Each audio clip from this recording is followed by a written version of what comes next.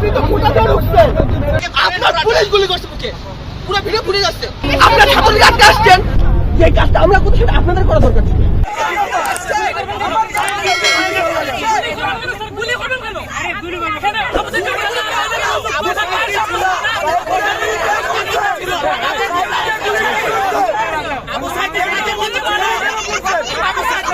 যে কাজটা আমরা করতে সেটা আপনাদের করা দরকার ছিল। আপনাদের করা দরকার ছিল কাজটা। দেশে এত জায়গায় দুর্নীতি হয়, এত জায়গায়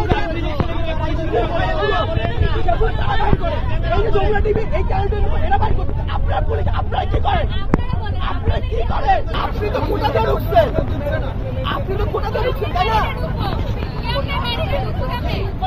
আপনার সময় কোটা কত পার্সেন্ট ছিল?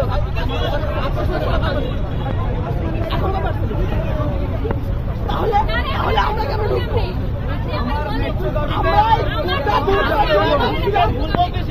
আপনার ছাত্রলীগ আটকে আসছেন, আমরা করতেছি দুর্নীতি, আমরা করতেছি দুর্নীতি কেন করতেছে?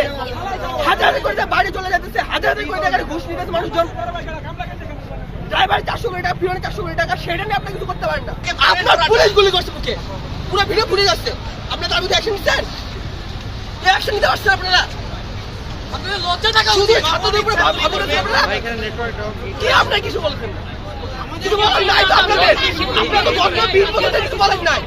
দেশে তো কিছু নাই এখন। আমাদের ক্যাম্পাস আমরা ঢুকতে পারতেছি না। আমাদের দেশের জন্য আপনারা দেশের বিরুদ্ধে চলে গেছেন। আমাদের ক্যাম্পাস, আমরা আমাদের ক্যাম্পাসে আবার ঢুকবো।